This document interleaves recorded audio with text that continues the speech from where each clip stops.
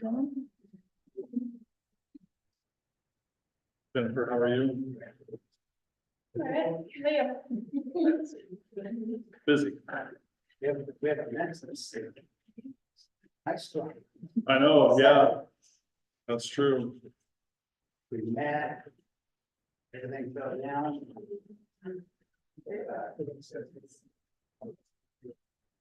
We're technically still running on identity. Yeah.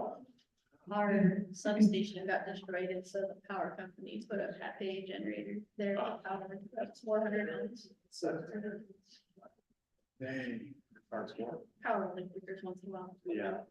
What area did you live in? For, in Cloverdale. So that already give it. Well, I mean, they're doing what we need to do. They're okay. Yeah. Yeah, we thought we had bad 8 days without power, but we had generators of our own, but like 19 days without internet. We have it, but it's spotty at times. Like we got into the third quarter of the Super Bowl and it started doing that. The thing is, Like, right, it's like everything, it's still messed up, but they fixed everything south of it or whatever, so, yeah. I think they just did whatever the minimal stuff they needed to do.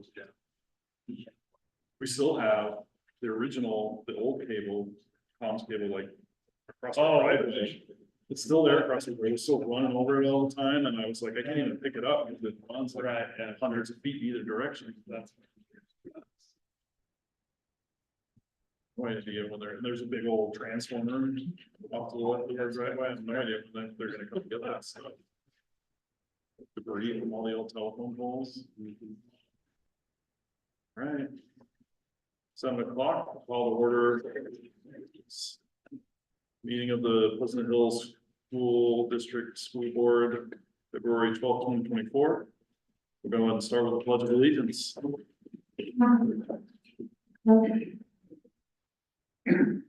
I pledge allegiance to the flag of the United States of America and to the republic for which it stands, one nation, under God, indivisible, with liberty and justice for all.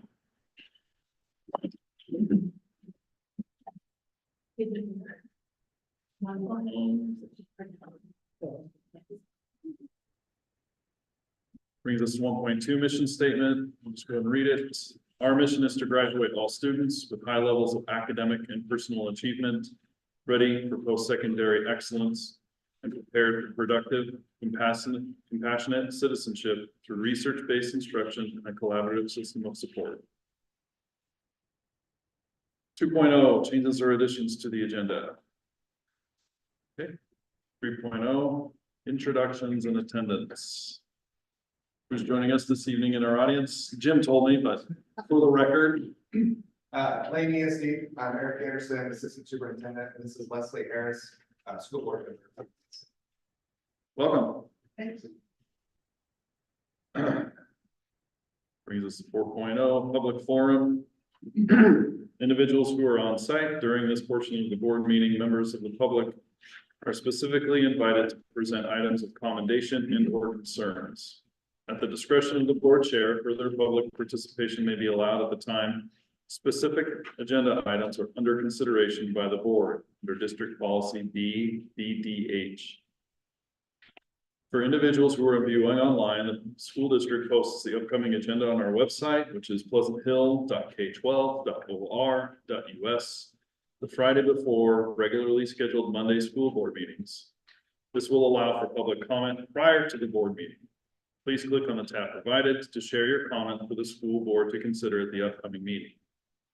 Personnel matters may not be discussed in public at a school board meeting. Members of the public who have personnel concerns or commendations should share them directly with the district superintendent, Mr. Christ. 5.0 presentations and recognition. I guess I should ask before we do that, sorry, Kimberly, do we No. have anything? What was attendance online from last board meeting? One, because it was that. whole- Oh, that's Yeah. right. Zero. It's so long ago, it feels like we should have had another board meeting since then. Yeah. So now we'll do 5.0 presentations, recognition, 5.1 student of the month, most improved student of the month. Well, thank you for having me here before, and I have the information, most approved students of the month, 9th grade were Caden Stunt, 10th grade Hunter Lardy, 11th grade Ewan Stewart, and 12th grade Matt Newman were the most improved. Our students of the month for 9th grade were Kyra Bed, 10th grade Ashlyn Johnson, 11th grade Josiah Fitch McCoy, and then 12th grade Maya Biggs. And when we presented Maya Biggs with her certificate and invited her to come to the board, she was like, no.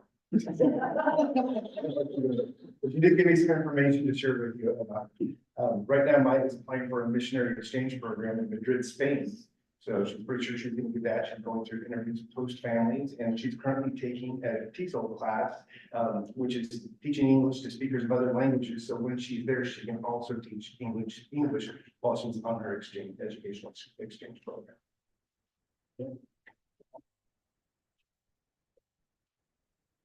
All right, 5.2. High school student representative reports. She was supposed to be. I wasn't in school today, so I didn't get a chance to check in. And remind her. She did say she had a report on and she was gonna get her time. Okay. 6.0 action items. 6.1 approved consent agenda. This will be the consent agenda in its entirety. I'll hear motions.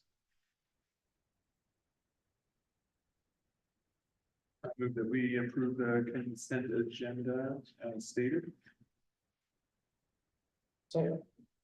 Moved and seconded. Any further discussion? All those in favor say aye. Aye. Passes unanimously. 6.2 approve local ESD service plan. This is on the page 39, I'm sorry, page 40 of your packet, we get there quickly, and then Eric Anderson, the assistant superintendent, Lane SB, got a few things to talk about. Good evening, board, and Superintendent Chris, thanks so much for having myself here. I'm Eric Anderson, as I stated a little bit ago, assistant superintendent for Lane ESD, tonight is Chris. She is an ESD board member and represents her. She's spent with us for 4 years, and just the time is going to be for another one. Yeah, which is awesome. So as an ESD, we're in service to you. 90% of the funds that we receive go back out to the 16 school districts in Lane County. And so within that, the state statute state that we can support and help in 4 different areas: special education, school improvement, business administration, and technology services. What you have in your packet is the local service plan, goes into a lot of detail about the offerings and services that we can provide. And what we're here for tonight is hopefully the approval of that local service plan. So we're in year 2. So this is a continuation from year 1. There are not changes within that, it's just a continuation. The superintendents all approved this unanimously on November 21st. So all 16 superintendents, our school board passed this on December 5th. And then in January and February, superintendents started out and I've been going out to the 16 school boards to answer any questions folks may have and to see if people have to pass the local service plan. So I'm available for questions.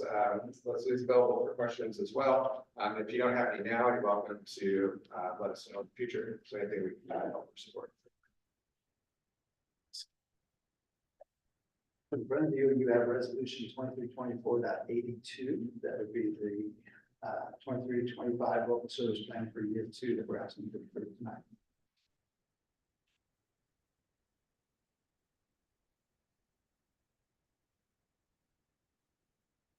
So if you have any questions or concerns with all your motions? There was like a small handful of things that were highlighted yellow, but who highlighted them and why are they highlighted? So I believe that was done by our executive assistant, Julie Simmons, and I'm not sure exactly why they were highlighted yellow, but that was made on our apologize for that distraction. Oh, it's okay, I thought I was supposed to pay attention to it. So I think that's what's okay. Internal teaching. Okay.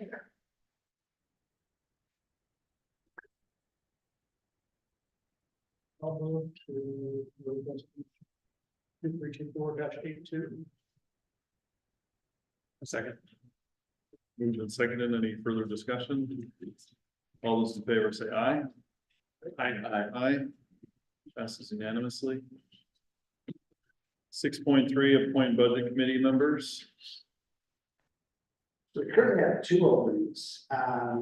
What we've got in front of you is resolution 2024.83, which is a recommendation to appoint for a 3-year term, John Goldberg. You know, John was a previous budget committee member.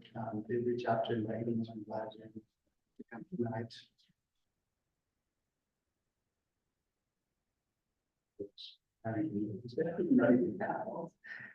We will still have another open position that we are accepting applications for. See if we can get somebody to apply for that. But I think in order to get the process going, get information out to as many people as possible, as early as possible, from the full process. Got 4 years of recommendation to approve John Goldberg for a 3-year term that begins July 1st, actually 2023. What happens if the other position doesn't fill? Well, we are allowed to have less than that. And certainly, we always try to remember getting.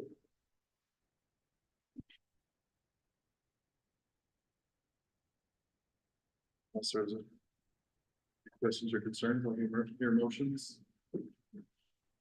I'll move to approve 6.3 budget committee members. Second. Moved and seconded. Any further discussion? All those in favor say aye. Aye. Passes unanimously. 6.4, accept cohort projection plan. So starting on, looks like page 42 in your packet is 24-25 cohort projections. So again, grades are on the left-hand column, next number over, beginning at next to grade 12 is 91. So that is our enrollment by grade level going down as of January 26th of 2024. The number next to that would be in that same cohort as far as numbers in 2023. So you see there are grade 12 and 91 students in January 26th. Similar time last year, January, there was 98. CT total. Is that like when it was in the 11th grade or Yes, this is? yeah. So those are cohort and 20 together. So currently, when we pulled this enrollment report, we had 1,000 students last year, similar time, 1,002. If you go to the target category, 24-25, and we're working in the kindergarten, so keeping in tradition with our previously set numbers, kindergarten, we're looking at 70, and then we cap each grade level out up after that up to grade 5 at 75. And then the projected cohort is next to that. So in a sense, that is rolling up in numbers. So if you look at, for instance, first grade, target of 75, our projected cohort is 60. So right now we have 60 kindergartners, so that's rolling with this first graders, and that would leave room for 15 students for transfers as we go through the transfer process. If you go to the next one up, we're looking at a cohort of 77 second graders. So in second grade, 79 third graders, and third, 74 fourth graders. Essentially, there's a space of one there. But because we're going to have 82 fifth graders, we end up having a building that is really a kind of capacity of what we set for. So right now, the only space we've got room for is first grade at 15 and kindergarten. As you notice, that space that we always just start to look at how many parents are registering for school and just using that institutional knowledge, especially with Deborah Scott, as far as and again, how many people are registering for school, and the time as we get closer, we'll go out and start accepting students. They'll kindergarten class if we see the registration is not coming in. To put a full kindergarten in place. As you get into the middle school, again, sticking with that projected cohort, looking at 76 sixth graders, 72 seventh graders, and 74 eighth graders. Leaving for room for as much as 9 sixth graders for transfers, 13 seventh graders, and 11 eighth graders. When we get into the high school, it's a little bit different situation, even more so than middle school. We like to stay under the 350 mark because of the small high school grant that we accept. But if you look at an idea of, again, around the 85, we did like 15 ninth graders, 5 10th graders, 11 fourth graders, and not accepting seniors. Below that, recommendation considerations, these are the dates that we projected for the interdistrict transfer process. So beginning at line 3, again, another lottery process, but beginning on line 3 there, starting to accept applications beginning March 3rd, taking that through May 30th, holding the lottery drawing for interdistrict transfers on June 2nd, and then notifying families immediately. And then going into the phase 2 application process that would go from August 1st, go on August 23rd. And then beginning to know families August 26th. And phase 3 is a major transfer for the September 3rd.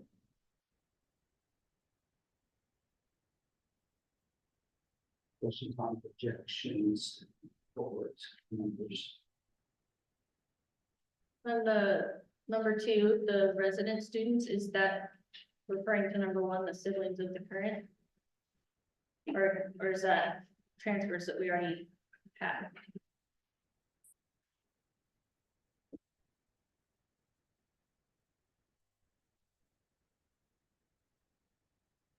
The siblings would not be considered residents, they do have to apply and they are based on the space. So the resident students are the ones that are already with us on transfer. Either they're in transfer here or they. Oh, The siblings would not considered residents, they do have to apply and they. so the resident students are the ones that are already with us. Either they're in transfer here or. Next.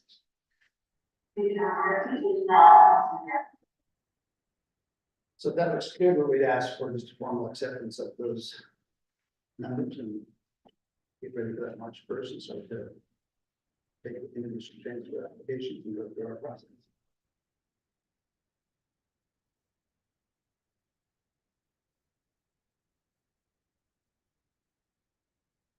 If there's no other questions or concerns, I'll hear a motion.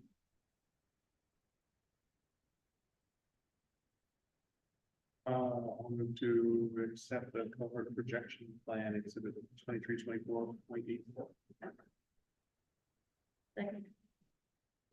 Moved and seconded. Any further discussion? Sorry, maybe you said it. How was the target number arrived at? Historically, walking into this, the elementary numbers, I think just through previous boards and the work that we have done is identified that at grades 1 through 5, we would cap ours at 75. 75 is essentially 3 classes per grade level. Kindergartners being at their first time in the year, a little bit less 70. So again, 3 sections, but fewer students. And then middle school grades moving that up into 85 with the idea that middle school students are more capable of taking care of themselves, being organized. High school is just completely different because you're not as blocked. Students may be, and it's projected on, you know, how many want what particular science class, what particular math class. But you said we have to stay below 350. So we have small schools grant that becomes effective, yes, if we get over 350. So why is that number not 350? Just out of curiosity, it's only 340. Probably many iterations of this didn't get taken out. If I look at the, if you go, not actually putting the targets in there, if you go over to the allowances of new district transfers on the right at 339, I think I probably just rounded it up to 340.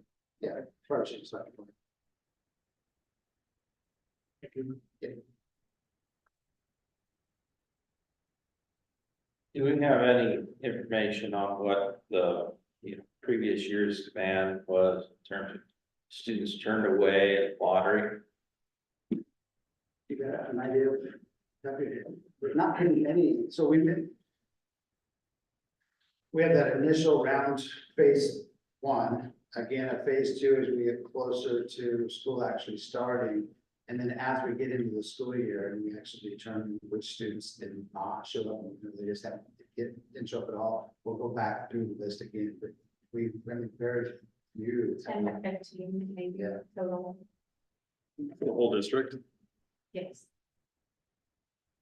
Seemed like ninth grade was really big this year, so we didn't, I don't think we accepted any, or did we end up. We ended up in October accepting 966 in September. I'd say getting, it's not a science with an exact date, but, around the first quarter time, we start looking at the numbers again, as far as maybe they can go in, what we have room going out and see if, families still want to move into the district. We'll send out additional invitations for that. Again, right, it's usually right around that holiday period of time, and then I can say right now that we're not taking students second half of the year.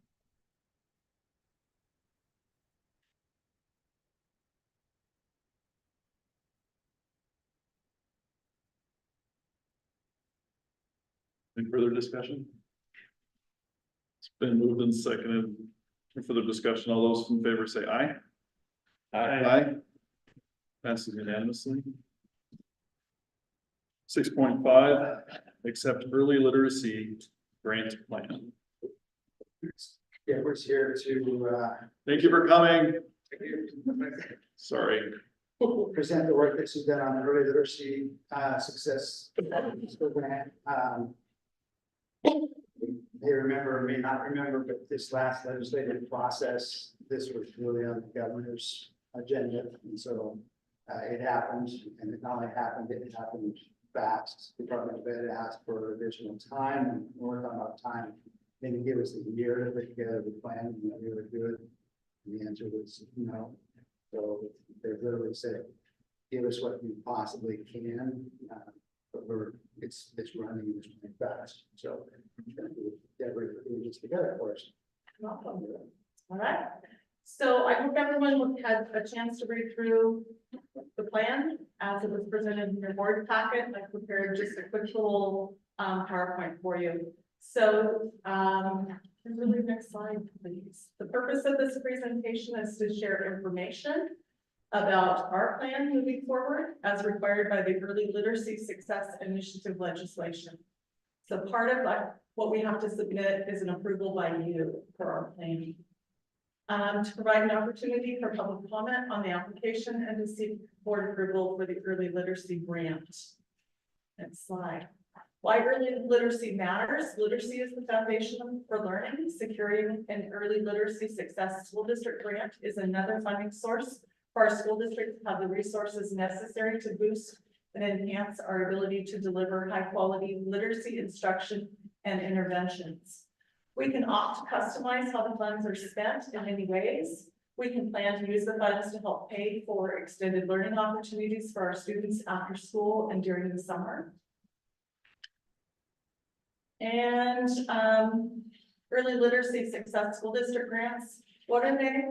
Non-competitive application-based annual grant and aid. So every year we're going to be creating a plan. Who the school districts are eligible, as well as public charter schools that are elementary schools. So it is very focused.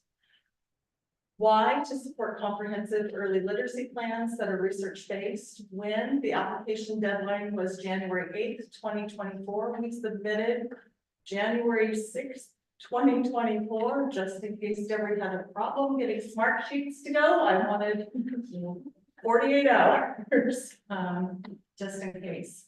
How much? 90 million for the 2023-25 biennium funded through the statewide education initiatives account is where the funding stream is coming from. What are the allowable uses? Professional development and coaching and research aligned literacy strategies for teachers and administration in early grades. By early grades, we're talking K-3. We do have an exception for this year and next year. We can also include 4th and 5th. but there are stipulations as to how much money I can allocate to them. Fourth grade this year is 20, fourth and fifth is 20% of our total budget. For the year, next year it's 10%. The following year it's 0. Extended learning programs that use research-aligned literacy strategies and that are made available to students in early elementary grades by licensed teachers or by qualified tutors, including home-based summer reading activities for students who need additional support and enrichment, and intensive summer school programs for students who need the most additional and who receive at least 60 hours of direct literacy instruction by an instructional assistant or a licensed teacher trained in research-aligned literacy strategies.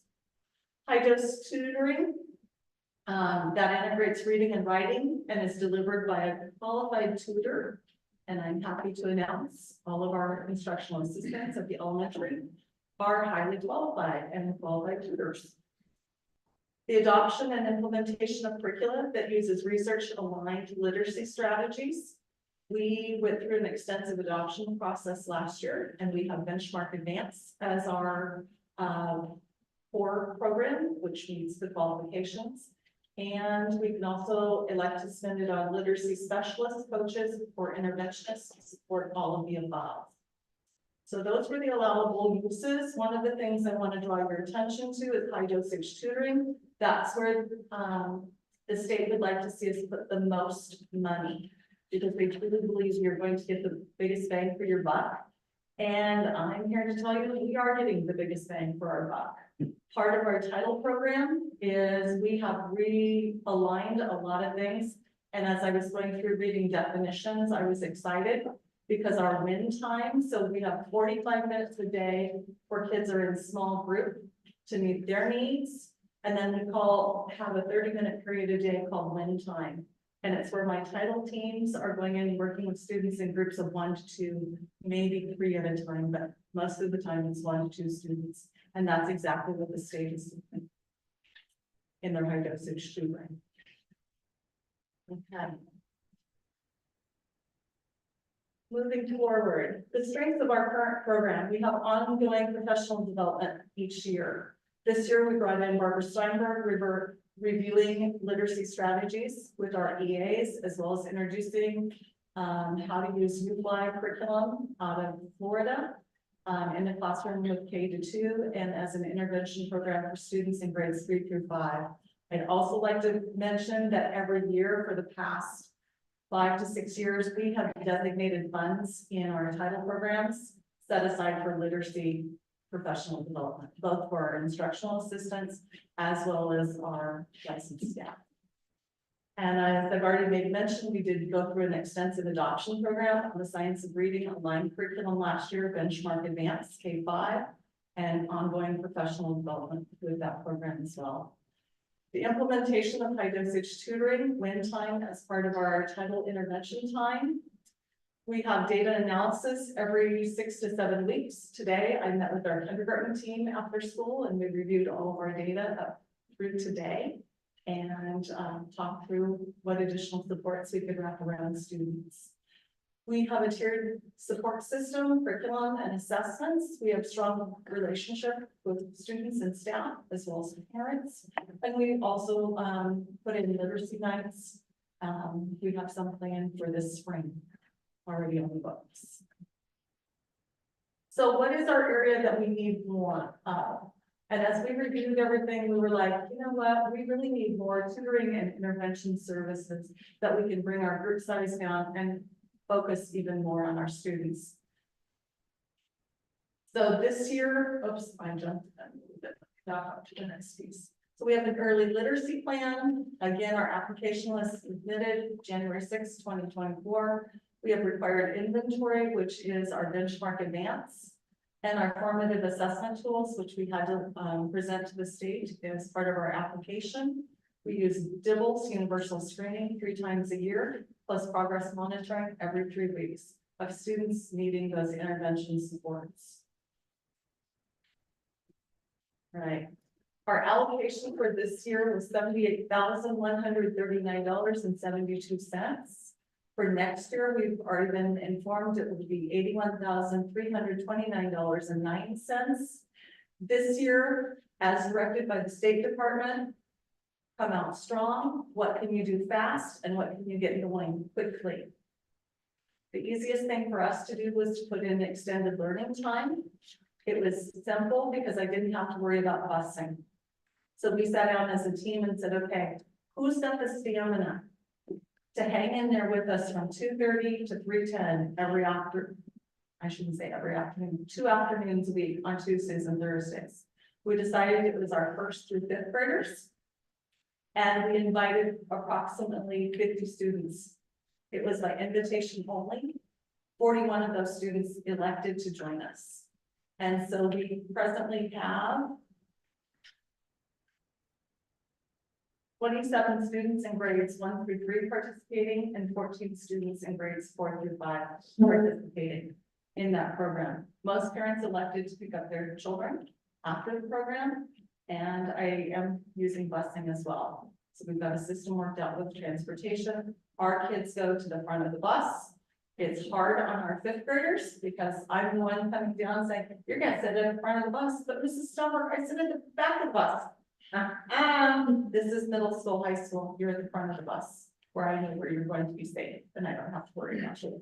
We are also walking 2 students over to Silly Billy, so we tried to remove as many barriers as we could for families, so students could participate. We'll be monitoring the data very closely to see if we're making, any inroad with this.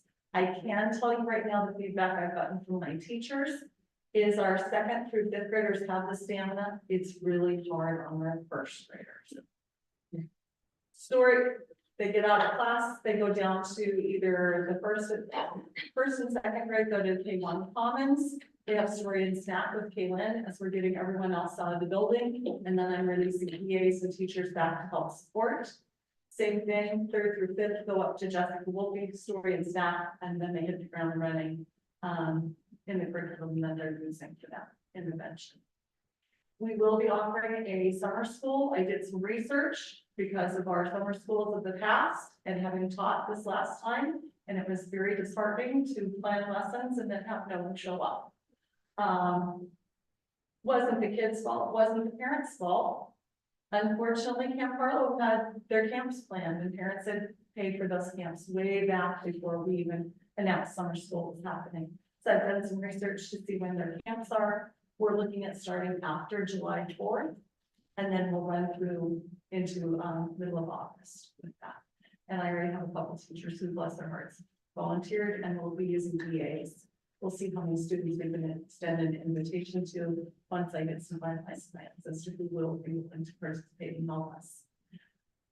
Which brought us to what do we want to do that 2nd year? And we already said, you know what, this is great. We hit the ground running. We've met the criteria, but we really want to hire 2 more educational assistants so we can provide high dosage tutoring all day long throughout the school day. Because that is a requirement of the state that it does have to happen during the school day. It can't be over and above. And again, we've been seeing a lot of growth with those students who have been able to participate in high dosage tutoring.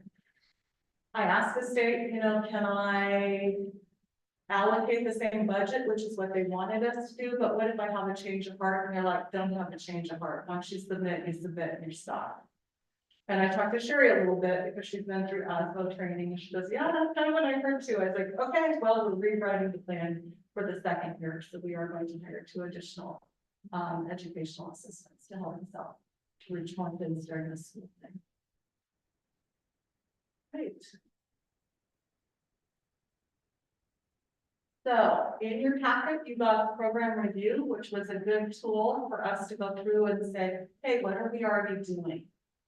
And I'm not going to take time to walk you through that, but if you have questions, I'm more than happy to answer questions. Then there was another piece called the program review tool, required questions that you had to answer, and that was the basis of our plan. I've yet to hear back from the state. We got news on Friday that our plan, although I had already gotten the same news when I submitted has made it to them. The only thing that I'm missing would be board approval tonight from you, and then I'll send that off to the state as soon as I do that. And I have until the 28th to get that submitted. Questions from you regarding this plan and process? I know it's been fast. How long have they been doing this? This is brand new, Rusty. Oh, never before. Never before. When I went to my first training in August, they had 2 pieces of paper and said, good luck. This is what we've got. Every training I've gone to, Jim knows I've shared my woes with him a few times and said, do you know how many times I've rewritten this now? It was like, stop going to trainings, Deborah, and they were just required things. But I wrote our plan 4 times. Well, because they kept changing it, and they've already told us there will be new changes for next year. I don't know how soon they'll roll those out to us. You know how they calculated the amount? I do not know that. I believe it's based on students, student enrollment. Yeah. And some weighted staffing, but they haven't given us the report.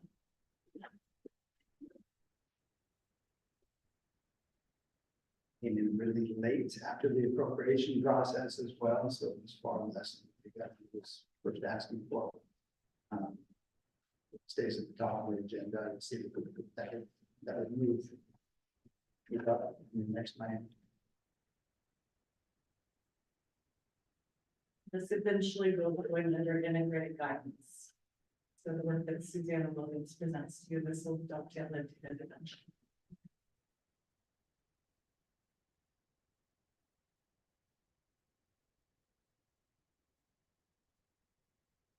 For the summer program, do we need to worry about transportation then too? We have a cost amount to put in busing, 2 buses. We'll divide the district in half. We learned again from our prior experiences in summer schools. And we'll run it about 3.5 hours a day. And we don't have to worry so much about food and clothing. I did tap into some of my title budgets. Was able to write in such a way that my title reviewer said, yeah, what would I do with a snack? So I've got some funding stream there for that.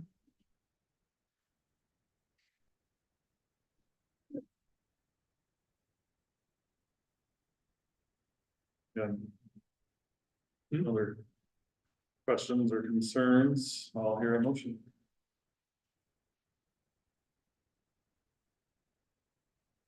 A motion that we accept the early literacy grant plan, exhibit 23-2485. Second.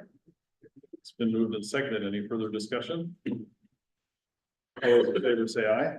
Aye. Aye. That's unanimously.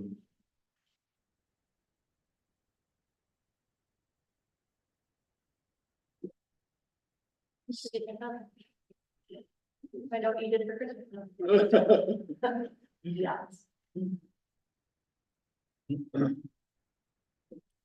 7.0 board discussion.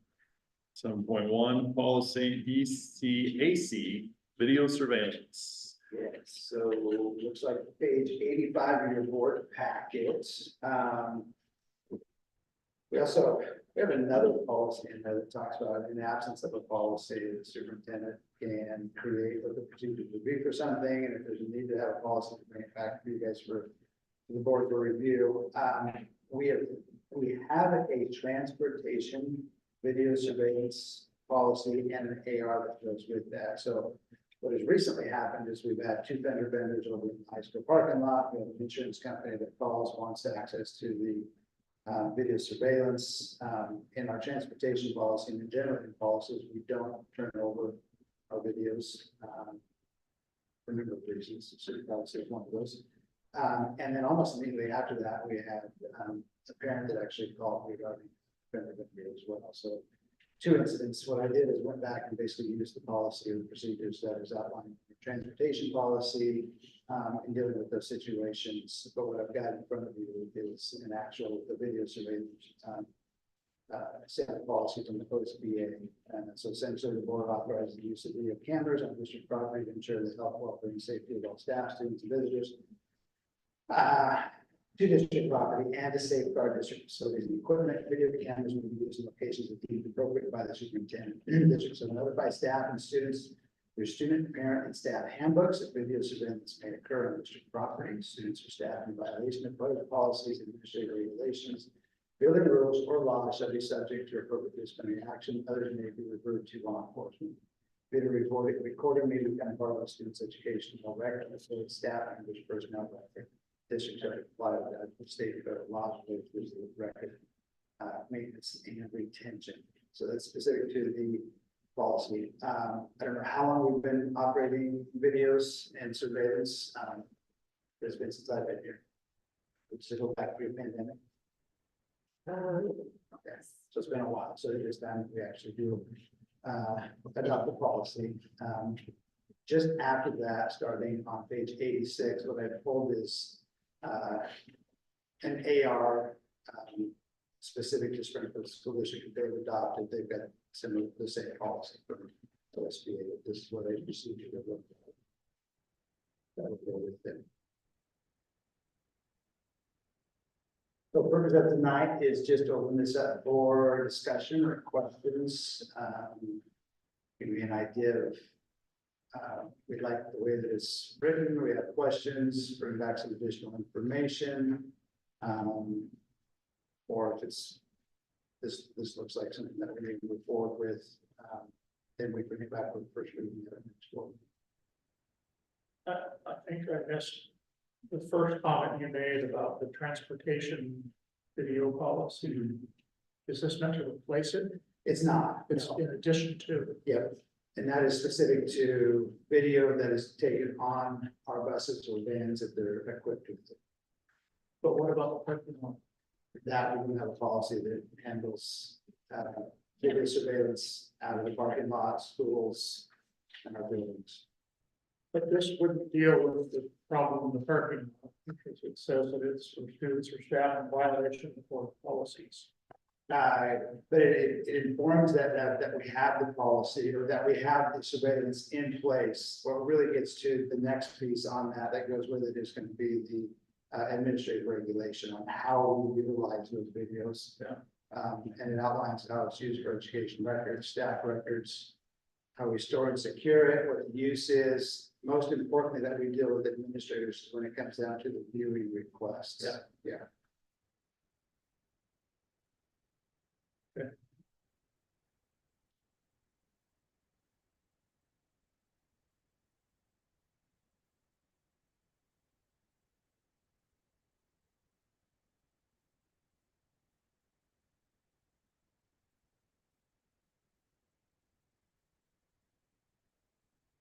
I read the Springfield one. Obviously, it's quite inclusive. This is way shorter. Other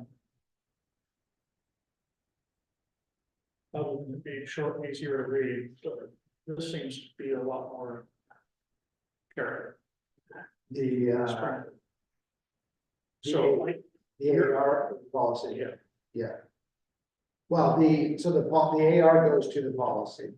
it does. Yes. The AR just helps us as an administrator be able to Okay. run through the policy. Yeah. Thank you. So for instance, I think in this case, so what brought to my attention in this last incident is, I believe it was Mr. McLean at the high school got a request through a parent from an insurance company saying there was an accident on school district grounds. We would like to see the, video surveillance tape, would like to actually receive that. He sent it to Jim Dunstall. Jim sent it to our office. I didn't hear about it, and recognized, there's issues in being able to share that when you're doing minors on campus. And then put a stop to it. I utilize the transportation AR, which is real similar to this as far as when we share videos and we share videos, in what circumstances we do. But essentially, it'll help our building administrators. Yeah. Big issues come up.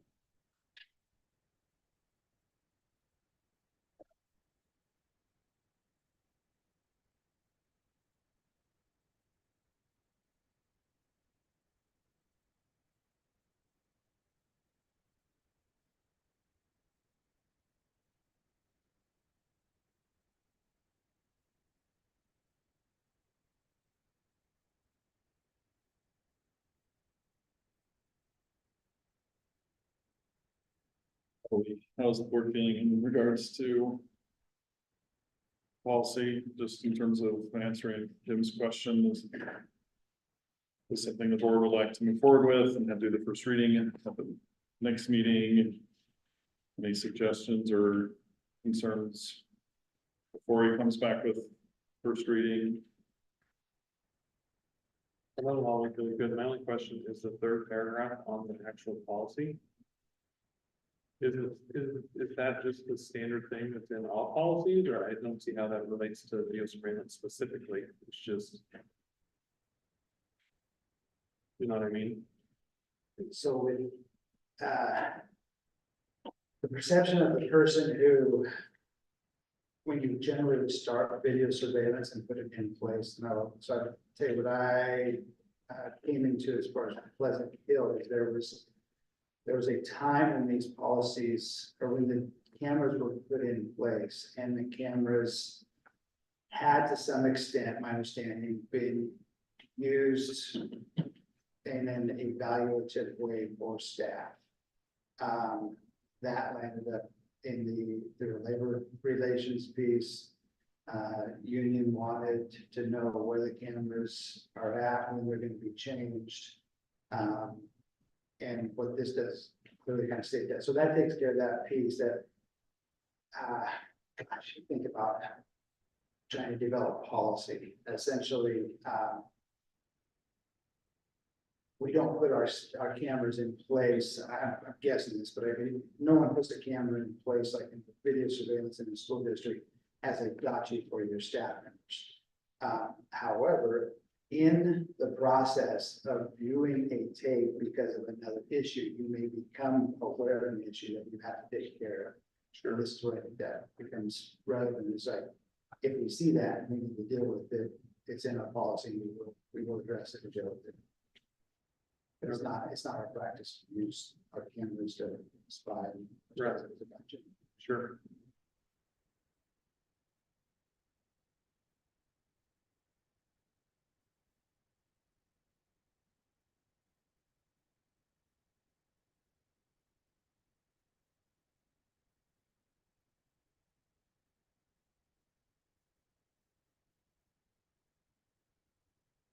Well, as you pointed out, it does seem like a pretty obvious hole in our, in board policy that needs to be filled. Because I would imagine we'd run into other instances that may be a little more intense than Yeah. vendors. So there was a brief period of time. I'd not actually seen the MOU. If it was an MOU, if it was a handshake. That the Classified Association asked that anytime any camera was installed or moved, that we would notify them. It's really, if our video surveillance is in place to ensure security and safety, we're telling as few people as possible where they're actually, the camera's there, we can see that it's there. But we don't want to point out where our goals are, and be able to see where those things are. We don't have that practice in place anymore. Obviously, we don't put cameras where we're not supposed to put cameras, and they're visible to folks. But yes, this is a whole. I'd say we need to build.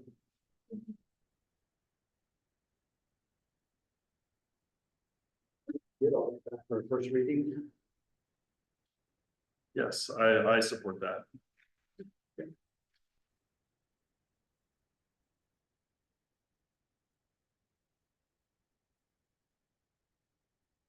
And then 7.2 policy CCC, hiring of licensed administrators. Yes, so we suspended this policy.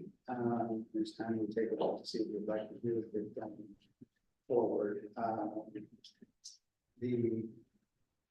Again, the idea about building policy is generally there's a problem that you are trying to not fix entirely, but make better. So I don't know the history of this policy. I did do some research. I believe that we are one of 3 districts in Lane County that has this policy. So the other 13 do not. And I think that's usually just, it can be somewhat intentional. I know of some superintendents that work with school boards as far as wanting to be able to hold the process and procedures for being able to make recommendations as far as administrators. But again, I don't know what the history of this one is, but we obviously were in a position in being able to put Chris on as an interim principal, that this policy did not allow for. The thought of it didn't think about the idea of what would happen if we were in the hiring process. So I think that's one thing is like being able to come back with you if you want to hang on to this policy with something that's got a little more latitude as far as being able to like look at your hires or what kind of hires that we can do in the middle of the year. Have that discussion and see what people's thoughts were, and maybe get some historical perspective as to the policy in general. I have no historical information for you. Just in the last sentence of the second paragraph, the following procedure should be followed in the selection of all. All was the like pivotal word because all means all, and that's all it means. And I think it would be a ridiculously long policy to try and write something for every single situation that may happen. So if it doesn't say all, that means there's exceptions. And a mid-year hire is an exception, and an interim is an exception, and it leaves room for that if you don't say all.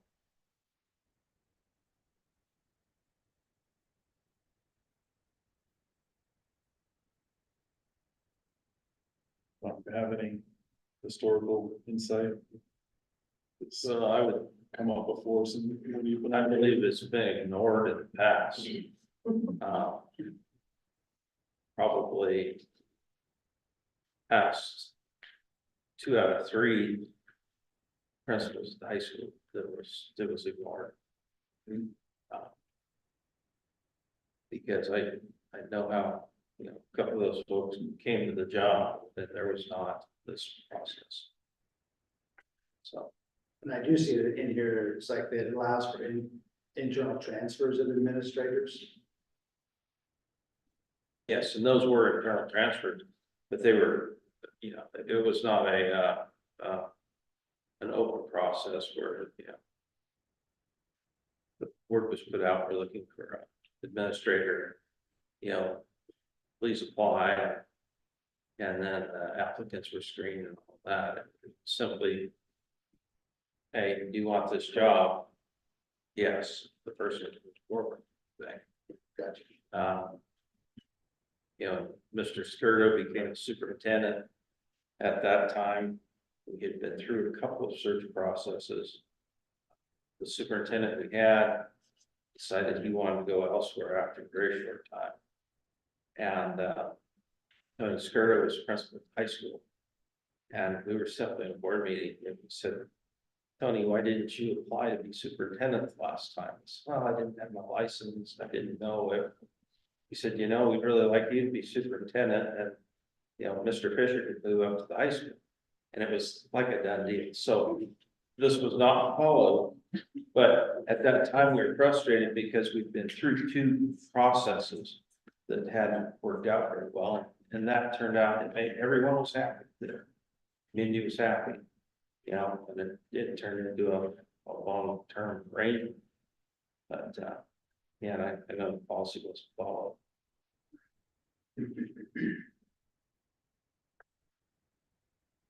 Jim, if I'm reading this right.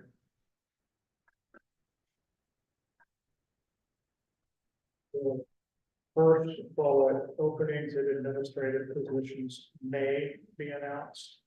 I am assuming that's very intentional. It doesn't require that they be announced. Correct. So in the case, the existing case, it wasn't announced, right? And that's why that would be allowed under this provision.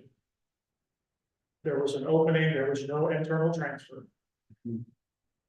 we wanted to make an interim hire, it was not announced publicly. Right? Correct. So under this policy, that would have been just fine. The way, no,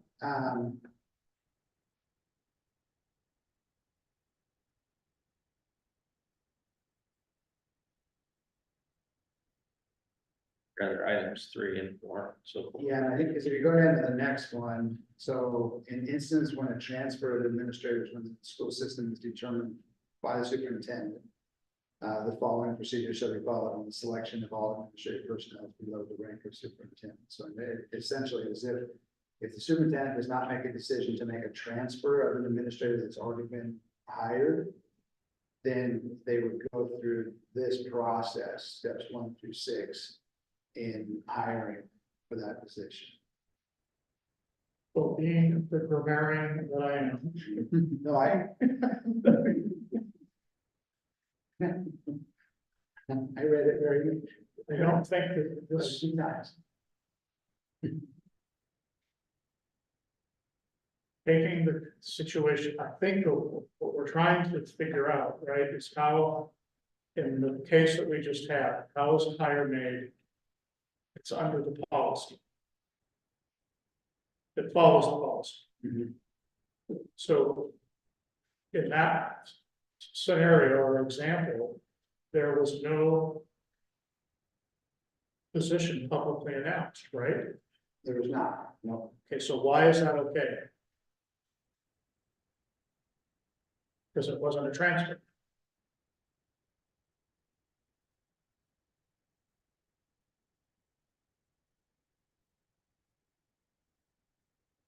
I think the way you worded it, it makes it okay.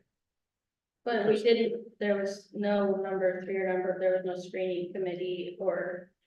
That, at least I didn't know.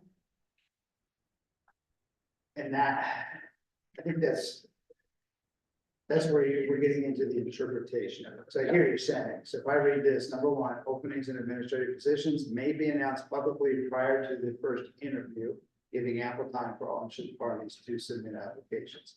That is saying that we might announce it publicly, we might not announce it.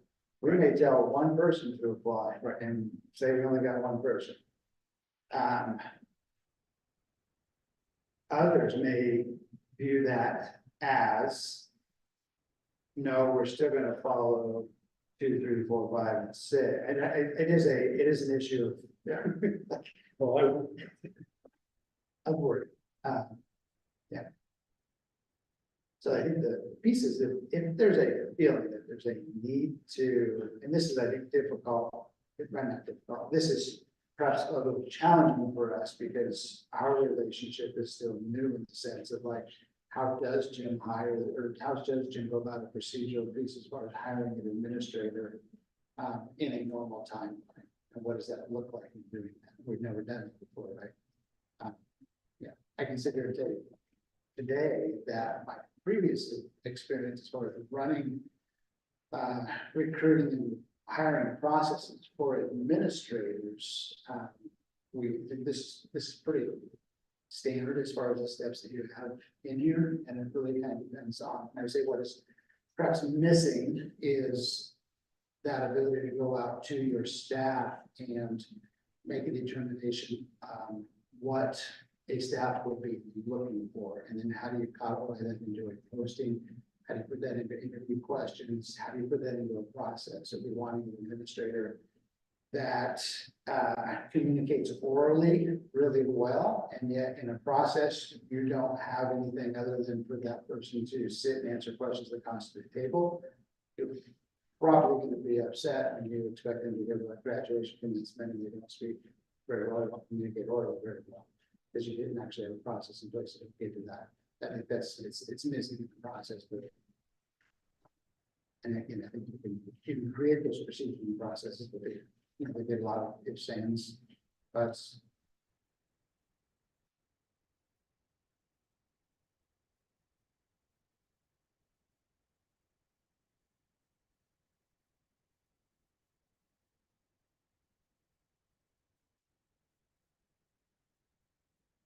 And again, bring it back to the idea that policies are generally developed, especially policies that you don't have to have because a law can say you have to have a policy, but generally developed to make a problem better. And it doesn't always fix the problem right off. You'll try it, you'll come back, you'll make some adjustments to it where you see issues, and I think we're seeing issues in that statement one as an example. So if we were to bring it back, we have to look at the rest of our statement, we have to look at the black for immediate type of hire as well for a temporary position.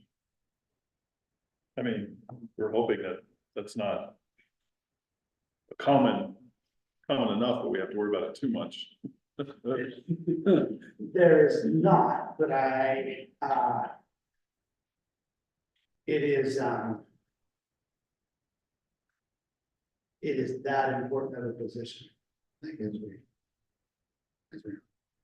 Could you just add language in that says when not hiring an interim position? Follow all these steps, and then if it's an interim, you can either follow these steps or not, depending on the situation, because if it's an interim, it's gonna come up again within a year. That's the definition of interim, you know? That be able to kind of keep this policy as well as satisfy emergency situation needs. Maybe.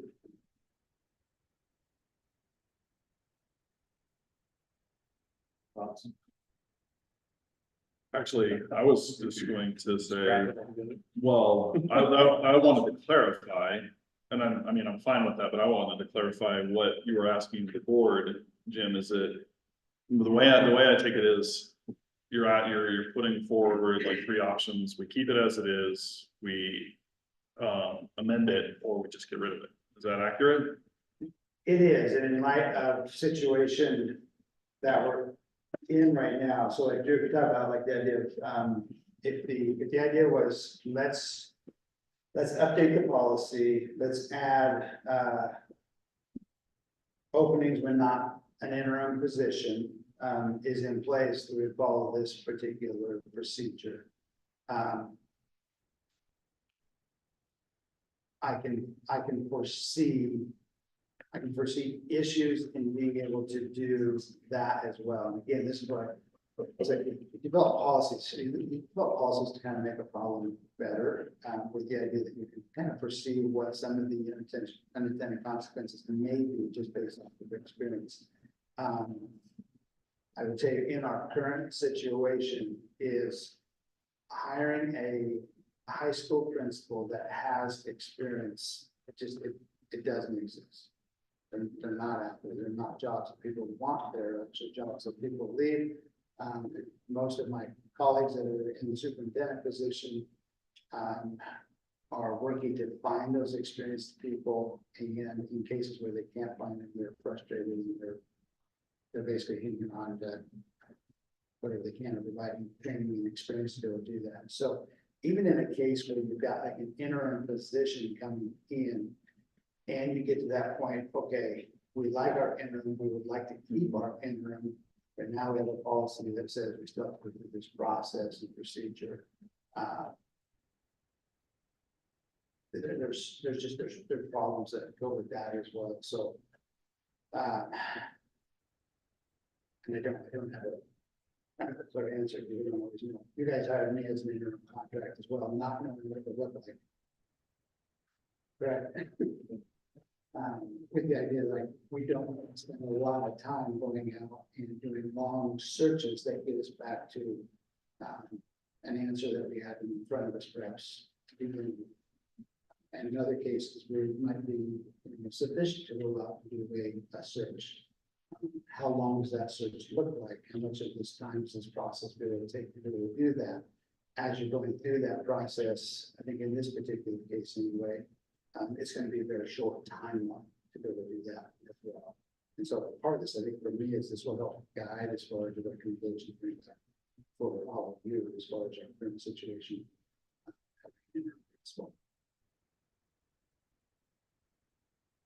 That's part of it. The idea is like, is this a policy that we want to look at and fix now that we'll head us through that process? Is this a policy that we want to continue to look at in a suspended state and come back to a later point in time?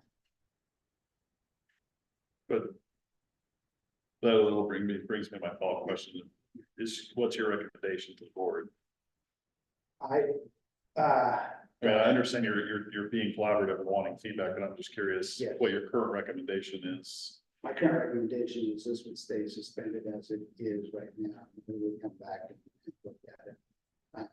I think in a perfect situation, in a good situation, we will have worked enough to where you guys know that when we have an opening, that when I bring you a recommendation, you'll know that it's sought out, collaborated, talk to people, talk to other labor organizations, got feedback from students and parents to make a recommendation.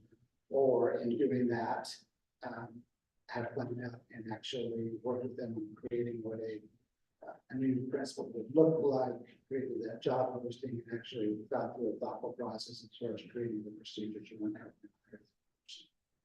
That would get us closer to hiring the intended person for it. So I think in the last situation that I looked at, well, the principal had some experience, really none of that experience was as a high school principal. And then you've got 2 assistant principals that are brand new as well. So I know in the processes that I ran, the things that I think that would come out of that conversation is we would be looking for a principal that have is it 3 to 5 years experience and understanding what comes with 3 to 5 years experience would be 5 to 7 years experience, understanding what comes with 5 to 7 years experience of somebody actually in the job doing the work. And is that a minimum qualification? In other words, if they don't have that experience, then they don't even get an interview. Or is that a qualification that would be highly representative, something that we can look for, which candidates would rise to the top naturally in the process?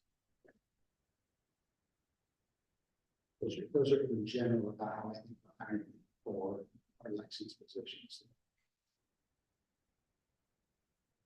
Recommendation is that I think where we're at is to keep this policy suspended right now.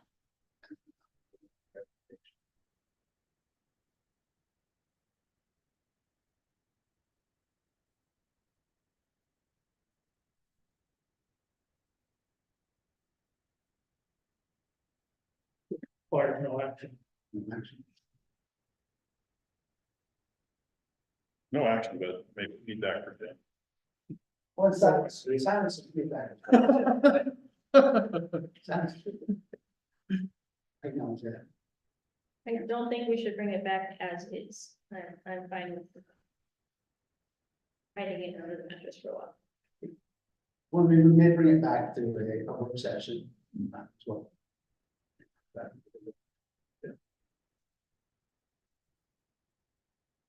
Any thoughts, John? I don't have a problem with it disappearing. All right. All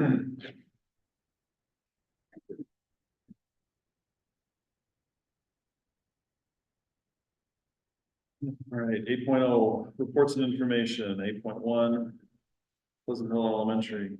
Good evening again, Deborah.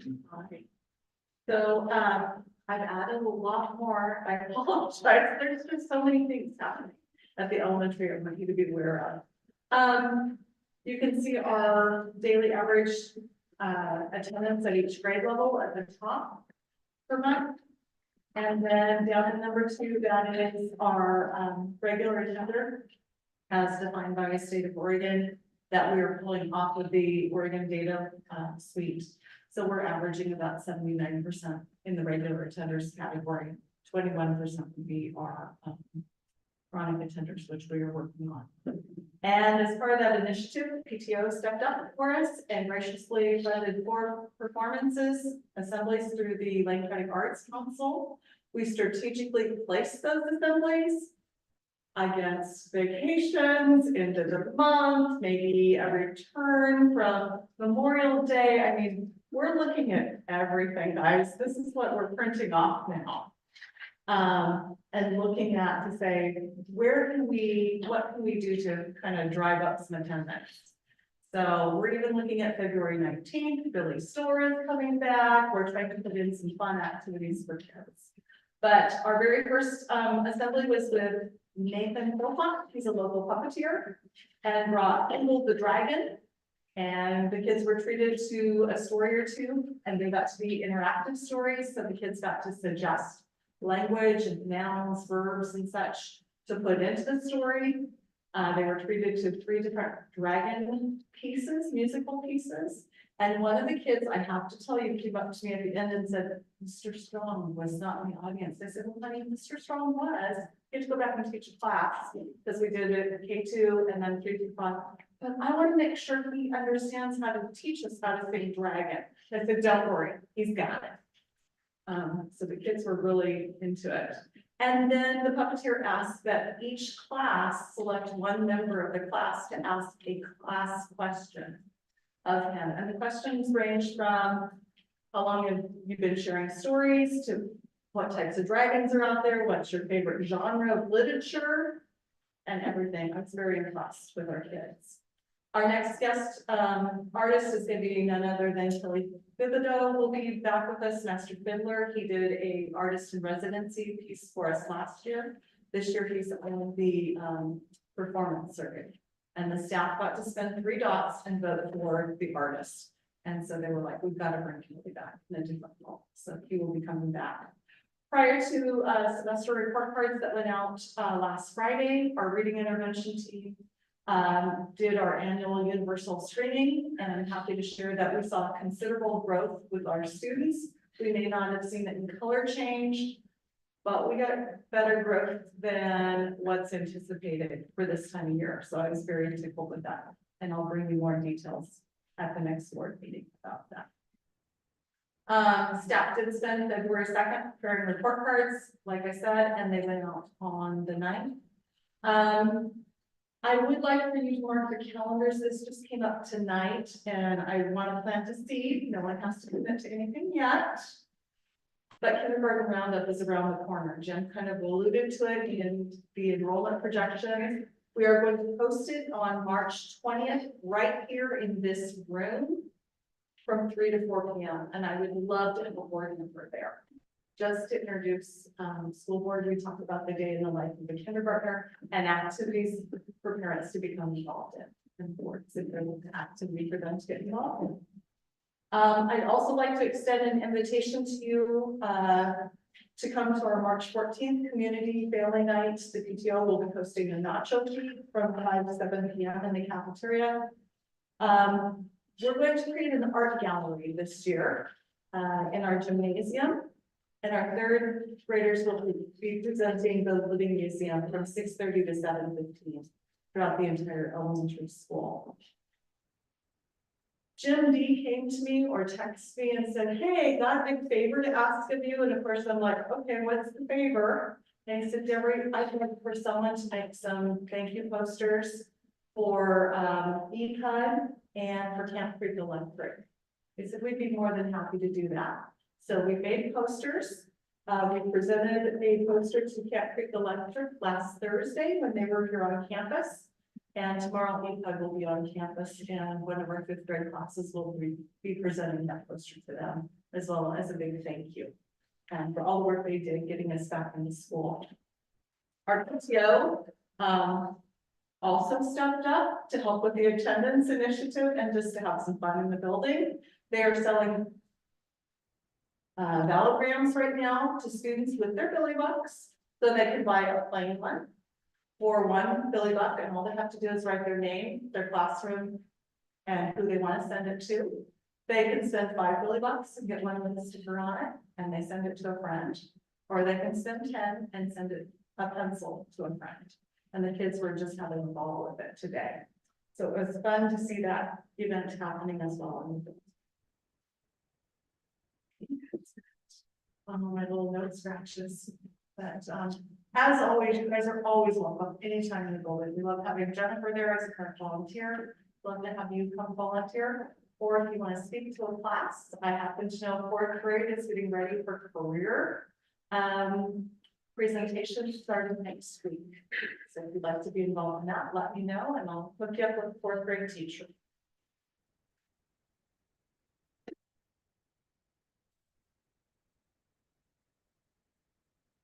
Thank you, Deborah. You're welcome. 8.2, middle school, evening Caleb. Hello. So, first of all, congratulations to our December Students of the Month. For Student of the Month, 8th grade Eliza Anderson, 7th grade Zoe Har, 6th grade Bethany Carlton. Our most improved Students of the Month, 8th grade Stella Geelish, 7th grade Corbin Heatherstone, and 6th grade Sage Larkin. Our Citizens of the Month, 8th grade Dallin Bayan, 7th grade Darren Soper, and 6th grade Lawson Halstead.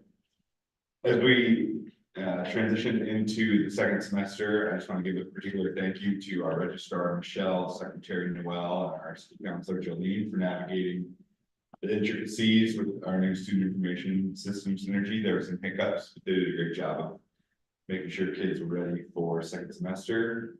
Boys basketball is going great. I actually watched them win just before coming down here this evening. We have 23 students total participating, 12 students in the 7th grade and 11 in the 8th grade. I've updated grades for you, D's and F's by core classes. A couple things that we're looking at right now as a staff is really trying to tease out students' ability versus their performance in the classrooms as we look at these grades. Looking at how are we increasing engagement in the classroom, how are we addressing missing assignments, and how are we helping to ensure kids can get extra help from their teachers. We have updated D's and F's for 6th grade, 7th grade, and 8th grade. And we have, after that, updated attendance numbers. As you can see, 6th and 7th grade year to date, attendance numbers are actually up. When we look at the percentage of students with 90% attendance or better. Looking forward, we're gonna have our second quarter awards assembly this Friday. Students will be entered into raffle different prizes. Kids are awarded a certain amount of tickets for their final grades for semester 1. So if kids got an A, they got 4 tickets, 3 for a B, 2 for a C, and 1 for a D. And then starting today, they're putting in the bucket and we'll draw those tickets for prizes that are awards. Curious what the prizes are. It's a really good question.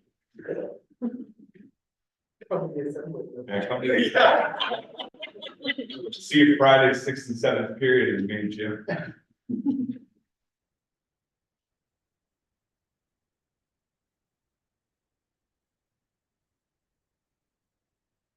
Thank you, Caleb.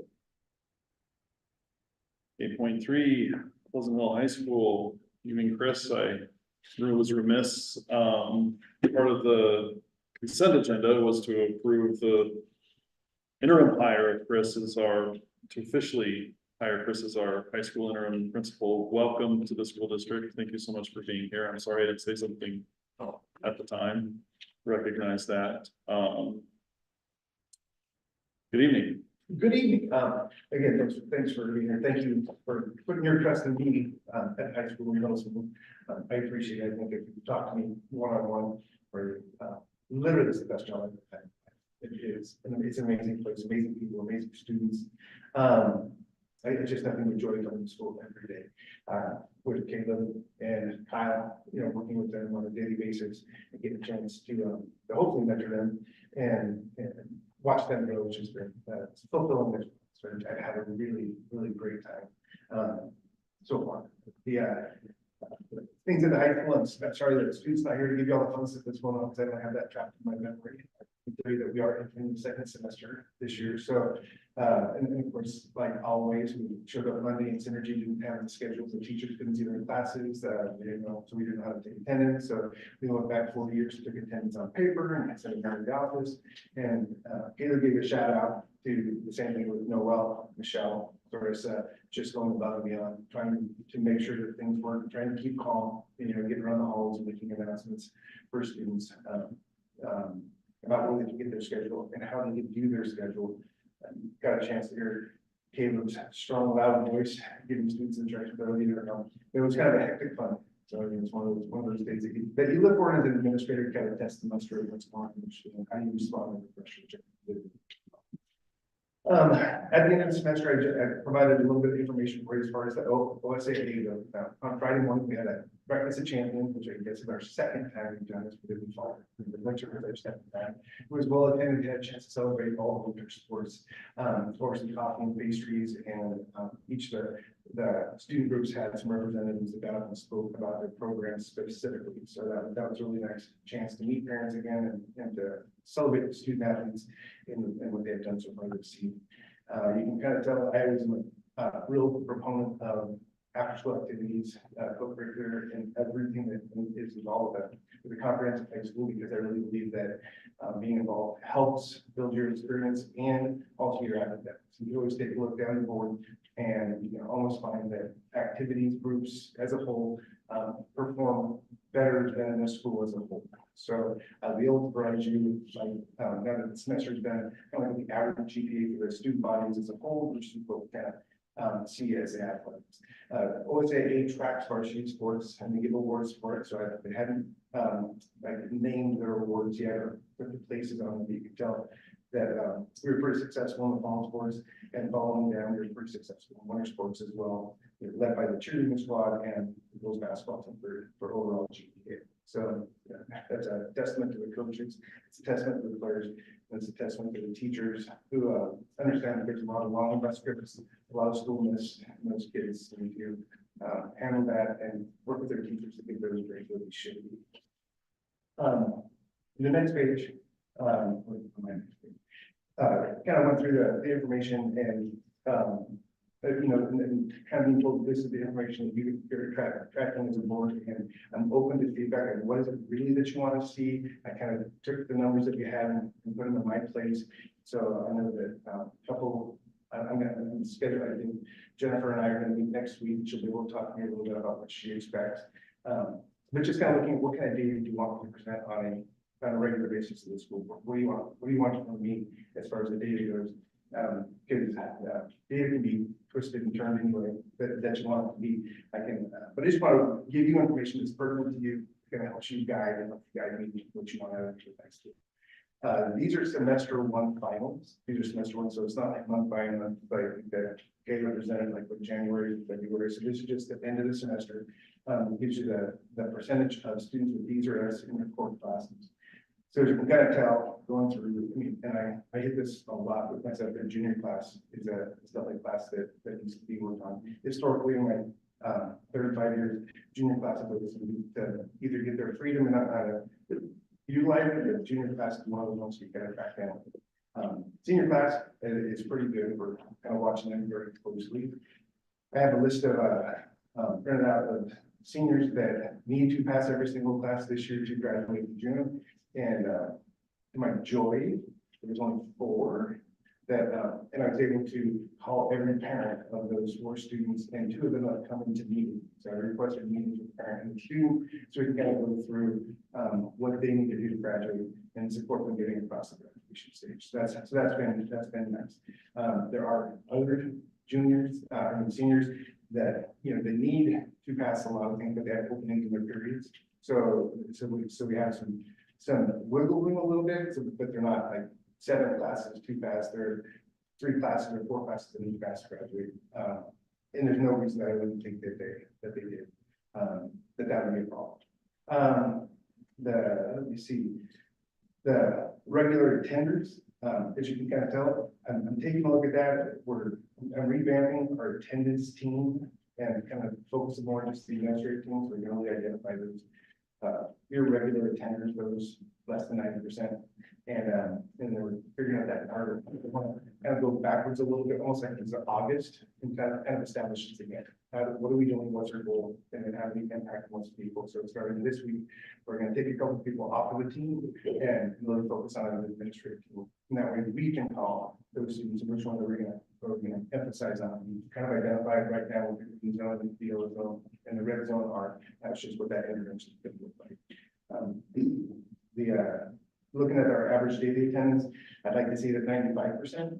You know, we're either at 90%-ish, the average daily attendance. So I'd like to get that to 95%. Hopefully by the next board meeting, when I run the average daily attendance, that will look better than it does now. The overall still just, I think I've got my feet underneath me. I don't think I'm gonna give you the excuse that I'm just learning things right now. I think I've got a pretty good picture of where things are and some of the things that I want to take off on. And like I said, Caleb and Kyle and I, right now, seem to be on the same page. It seems to be like we're operating very, very well as a team. And I kind of see that we get this moving forward as the months go on.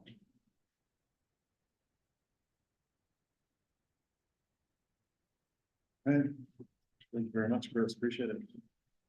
Again, welcome. Thank you. All right. 9.0 Superintendent Communication. Yes, we got a short little video to show. Last year, started talking about the Lane Career Academy, and the Hope Project in particular. It is a project of all 16 school districts. Not all districts have students that are attending it, but there is. It'll be a industrial space on Garfield Street that was built out through the Hope Project. In cooperation with Lane ESD and the Lane Career Academy. Teachers were hired, agreement was put together for the school districts to sign, we recruited students. And while the facility wasn't quite in place when we started the school year and the students were actually going to community college, they are now full up and running. And so also want to invite you, so this Wednesday, it is Valentine's Day, but between starting at 4 o'clock, if you're interested, reach out to me, and they're actually doing a tour of the facility as well. We do have 4 students that are currently enrolled. We have 4 students that are currently enrolled Monday through Thursday. They're in the first half of the day, so they go in the mornings. And you'll see, I believe, 2 of our 4 students depicted in this video. This is looking to grow for next year. So next year, we're looking at adding an EMS firefighting as well, with training taking place out on the chambers with Eugene Sprinkler fire trains. Under the same sort of model. There is space for this to go into nursing as well. You can see like the students are getting their OSHA certifications, job training. There's opportunity for dual credit as well. Exactly. I wouldn't even know what the sound would be like when I first started.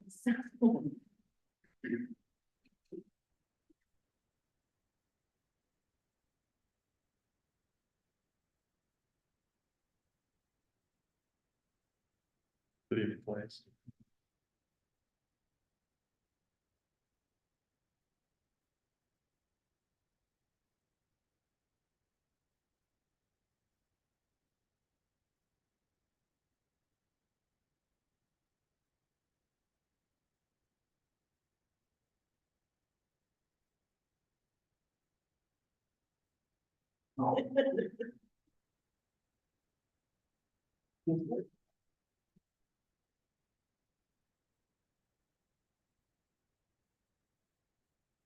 So you got a picture of a dust moth up there?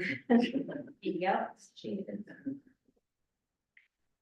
Factory right now is in the build out stage. We're building components for homes. We're building the capacity to build homes. We're gonna have like, I think 16 to 19 stations that will be staffed by professional tradespeople, and students will be working side by side with them. One of the things that motivates me to come to the Hope Factory is the hands-on learning. The trades like plumbing and stuff that I can like use as a career afterwards. I've always wanted to do trade school work, and this was a good way to get a great apprenticeship program. My principal was just like, hey, you're gonna join this because you like the CTE program. Figured I can pinpoint what I liked most and what I'm good at most to figure out my career in the future. You get to learn a lot of different trades. Say you want to be a welder, but you're not too sure how that would turn out, or you wanted to see what plumbing would be like, or being an electrician, you just get to learn all the different trades. My favorite thing about learning at the Hope Factory is that I'll be able to use these skills in my life. I really enjoy how it's laid back, but we're still learning what we need to know. I enjoy adding axles and brake lines and be able to install the chassis, and I know that further on we'll be able to work on the higher part of the manufactured homes. I'm looking forward to finishing BOCHA 10, and Hope is hiring directly out of this program, so I would like to work I know that I'm looking forward to the welding program, and I know that I'm excited to get more job experience and on-site work. One of the benefits that we get is in the springtime, we get to attend a free class over at LCC. And I know it's gonna be a broad variety of classes that we can attend for free. The active work is a big benefit. I was thinking about being a lineman, and here we're gonna be getting our OSHA 10, which is gonna be needed. You get a pre-apprenticeship certificate, you get NCCR credentials, you get OSHA 10 credentials, you get this pre-apprenticeship program that'll give you points towards any apprenticeship program in the state of Oregon that you want to apply for. This is an experience that I think should be open to everybody, not just students who see themselves as future tradespeople. I think it's really broadly applicable, and we'd like to really have a diverse range of students in the program and kind of change the culture of what we think of as construction manufacturing.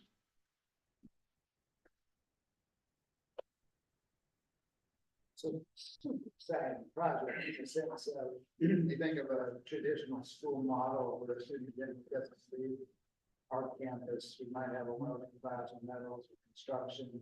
And now those teachers are actually working to stores like advanced metals or advanced welding, advanced construction, they have to do on job training with push certifications, puts them into actual experience to be able to apply for jobs.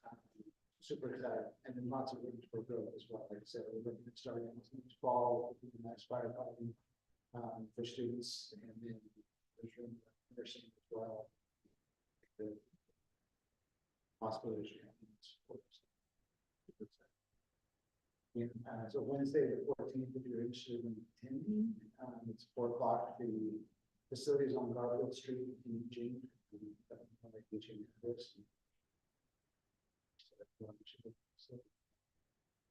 If that date doesn't break, and you still want to see it.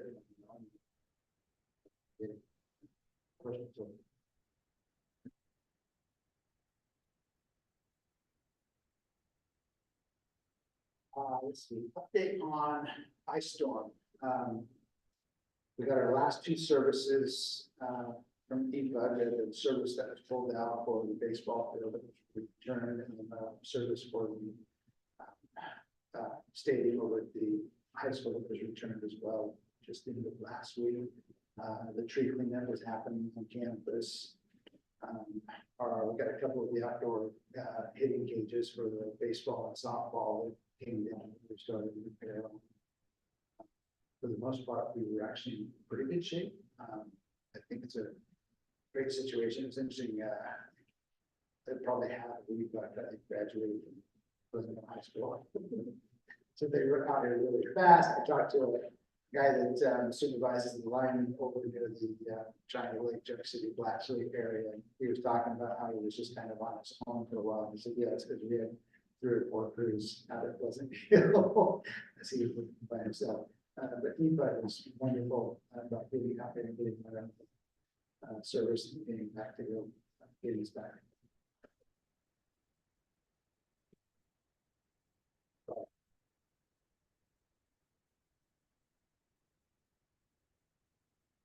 Super excited. It was Jim Dynasdale and his crew. They showed up right throughout the ice storm. Jim was without power for a good amount of days. He said he had enough trees down on his property. But spent a lot of time taking care of our facilities and making sure that we had the building pipes and that things were as safe as possible. Coordinated coming on weekends, working with EPA and Bear Mountain Electric. You're not familiar with electrical services.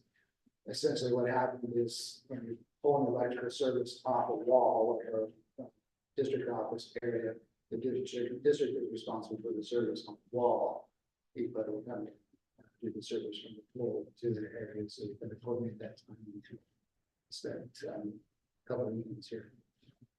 Making sure that was happening for us. So, yeah.